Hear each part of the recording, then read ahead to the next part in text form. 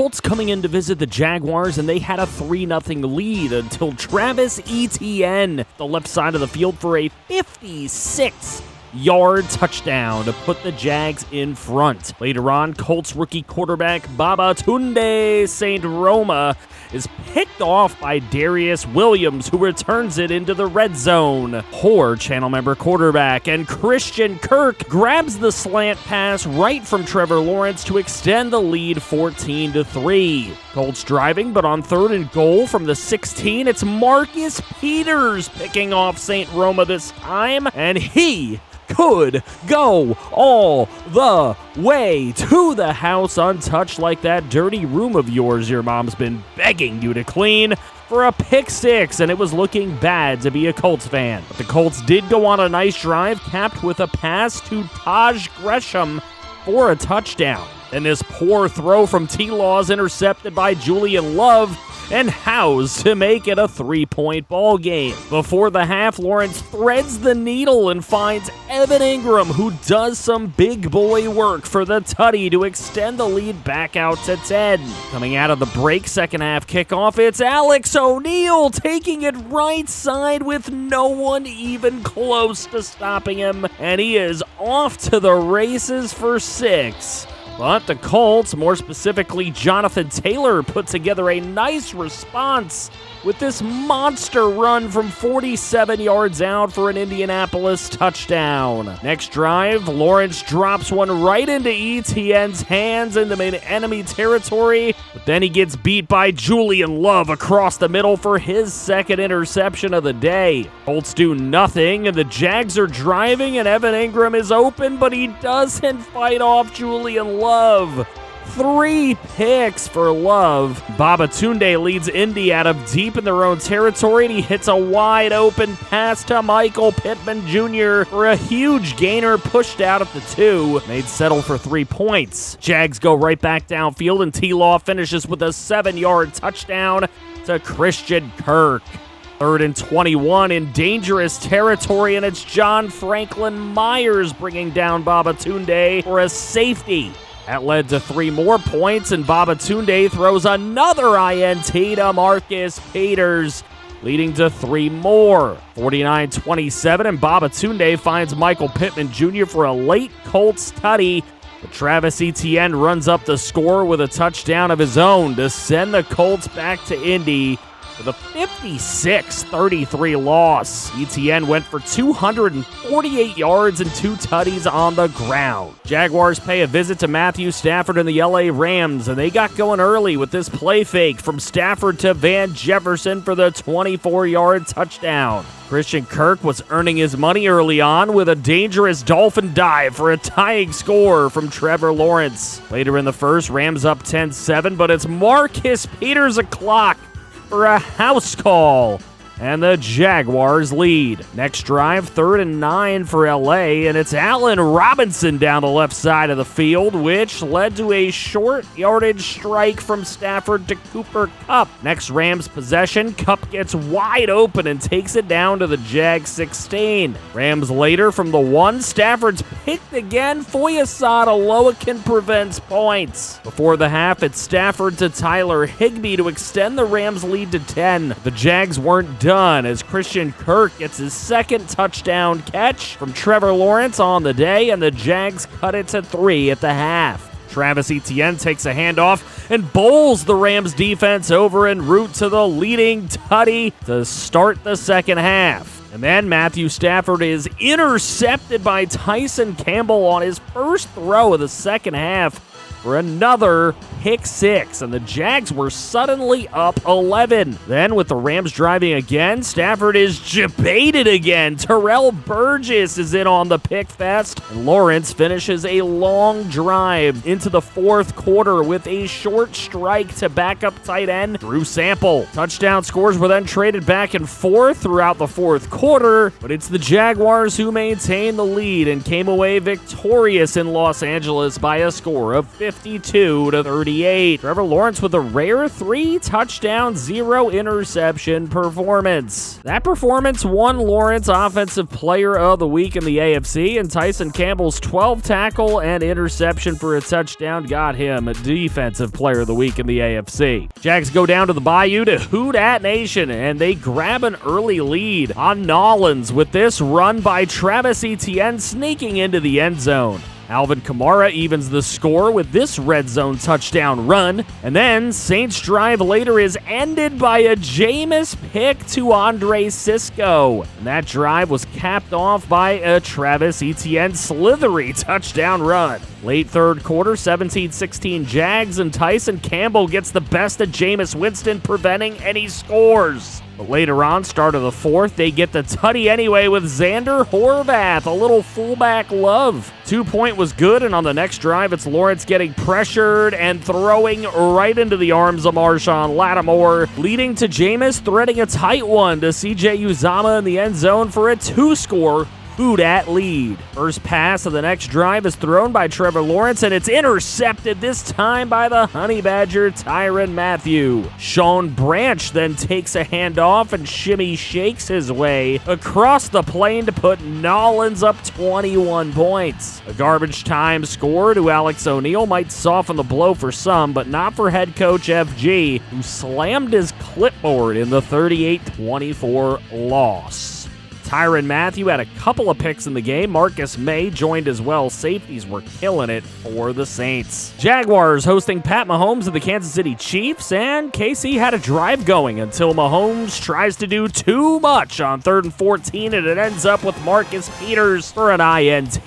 Jags offense fails, and Mahomes driving again, and he's picked off again. This time it's Darius Williams. But Trevor Lawrence passes up two open guys to throw to a double-covered Etienne, and he pays for it as Willie Gay makes the interception. But that's not all, folks. Order today and you get another Mahomes interception to Marcus Peters. On that drive, T-Law would find an open Evan Ingram on the deep stick and nods at the 2-yard line, pave the way for the tiny tutty pass to Alex O'Neal for the first score of the ball game. Mahomes drove a long way for a chance to tie, but it's another pick. Andre Sisco that time, and Pat Mahomes had 4 first-half interceptions. The Jags threaten at the end of the half, but this pass is tipped and intercepted, intended for Amon-Ra St. Brown, landing into Nick Bolton's hands. Later on, 7-3 in the third, and Pat Mahomes finds Noah Gray for the Chiefs' first touchdown and first lead of the ball game. Late third quarter, it's a 6-point game, but Trevor Lawrence is baited hard by Trent McDuffie, and he is gonna take it all the way to the house for a pick 6.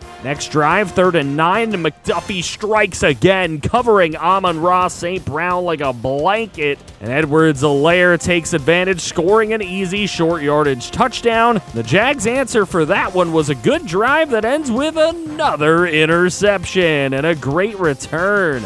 The Chiefs tacked on another 3 points. Jags get a really short score from Trevor Lawrence to Drew Sample in garbage time, but it's too late, and the Chiefs finish off a 29-15 win on the road. Newsflash, folks, Madden 23 is in rough shape. 9 combined picks is not fun to watch. I don't like throwing 30 to 40 in a season, and I don't want to see Pat freaking Mahomes throw 4 in one half. If folks are really enjoying this series, it's the presentation and certainly not the gameplay that's doing it, so I'm trying something a little bit different here. Sim gameplay. Deshaun Watson leads his Cleveland Browns against our visiting Jaguars, and he tries to start the scoring early as he scrambles to his left and heads towards the corner of the end zone, but he fumbles, and it's recovered by outside linebacker Josh Allen. Jaguars take over, and Trevor Lawrence immediately hits a big pass 26 yards downfield to Amon-Ra St. Brown, and after 2 first downs, a long field goal is hit by Tyler Bass for the lead. Browns driving again when Nick Chubb puts the ball on the ground. Jags recover it. Later in the half, this throw from Watson to David Njoku puts the Browns in position for an easy tying field goal. Second half, lots of punt tennis, but the Jags had a 4th down and tossed it to Etienne, and he didn't get there. air. Jags get the football back with good defense, but Trevor Lawrence under pressure is picked off by Jock, and the Browns were in good position. But Deshaun Watson's throw is cut off and intercepted by Tyson Campbell, who would go all the way back to the house untouched like a 10-year-old's messy playroom for the Jaguars lead. Next drive, Lawrence is aided by a hold at right tackle, but he's picked off anyways by Jock for the second time. The Browns get more good field position, but they're faced with a 4th and 5, and Watson launches one downfield and out of bounds for a turnover on downs. Lawrence takes a shot downfield, and he hits Evan Ingram at the Browns' 25,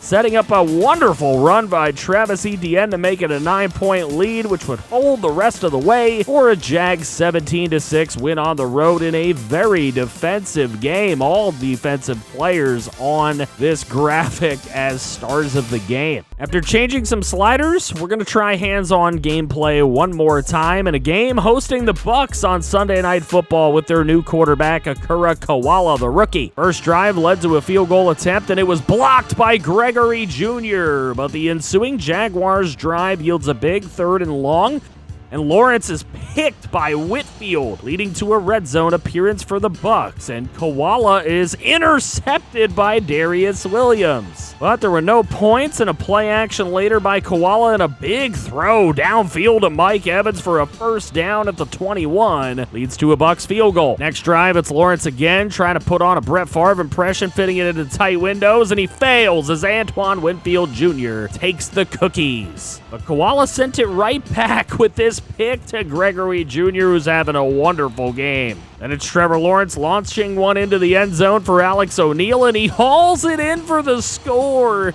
Penalty is pass interference on the defense declined. TD stands. After a couple of turnovers, Koala gets one to Cade Otton for a touchdown, and the Bucs lead. These are the same sliders Mr. Hurricane uses for Matt 10 on Operation Sports, and yet it's a pick from T-Law. Interception from Akura Koala, and another pick from Trevor Lawrence, leading to this final grab for a catch and run by rookie channel member wideout A.J. Chambers for a touchdown. After an actual punt, it was Chambers striking again down the right sideline, setting up 3 before half for Tampa. An opening kickoff of the second half sees Alex O'Neal returning and fumbling, and the Bucs take over with the football in scoring range. And score they did with a short pass from Koala to Mike Evans. Touchdown. The response from Trevor Lawrence was this beauty to Amon-Ra St. Brown for 6 to cut the lead to 14 points. First play of the ensuing Bucs drive is a gift from Koala to Marcus Peters, and the Jags offense put up 3. Bucs were then driving when Koala did it again for another INT for the Jags defense. Tyson Campbell to the house for 6 points. The 2-point conversion was good, and suddenly it was a 3-point ball game. Bucs then in enemy territory when Akura Koala throws it right to Chad Muma for another turnover, just baking him out here. Good thing for the Bucs, they got pressure on Trevor Lawrence, and he throws one up, picked off by Carlton Davis III. Bucs get the ball back. Jags force a real punt and roll it downfield for Travis Etienne to finish off the leading tutty. And it's 25 unanswered for Jacksonville. Bucs trying to roll downfield again, and Koala has a man but can't get it over Gregory Jr. Huge game by Jr. And after some tough ETN running, Tyler Bass hits a field goal, and it was a 7-point game. Last chance for Koala and the Bucs is a complete failure, and the Jags complete their huge comeback. Down 28-7, they win it 35-28, but Madden 23 clearly in a rough slider spot. Far too many interceptions, 13 combined in this contest, and I think I'll be sticking with sim play going forward. My disdain for the sliders or settings in this game has zero to do with the results, as I feel like our record is fine to our talent level. The game results individually are good. I have issues with the way the game comes to these conclusions and all the interceptions and turnovers happening throughout the game. I've tried it all, and it's becoming very unfun to play. So, if the game gets patched going forward, maybe I can return to regular gameplay, but it's zero fun to actually play right now and very frustrating. So my solution going forward is going to be to move with slow sim gameplay a la Mr. Hurricane's current Vikings franchise on his second channel. What I mean by that is that you should expect me to sim out every single game and continue to create highlights packages like these, but the games will just be in the style of the Browns game in this episode. Hopefully you're down for that. If so, keep supporting the series and I'll keep posting it. We have 5 of our last 6 games of the season being divisional, and it could really affect our playoff positioning and outcome. So I'm excited to see how that plays out, and you should be too. Let me know any predictions you have in the comments section below. Thank you guys so much for all of the support on all of the series ongoing on the channel. Special thanks to all channel members, including our franchise QBs, T-Clank24 and Christian Horn, and our only general manager, Matthew Hackett. I love you, FG fam.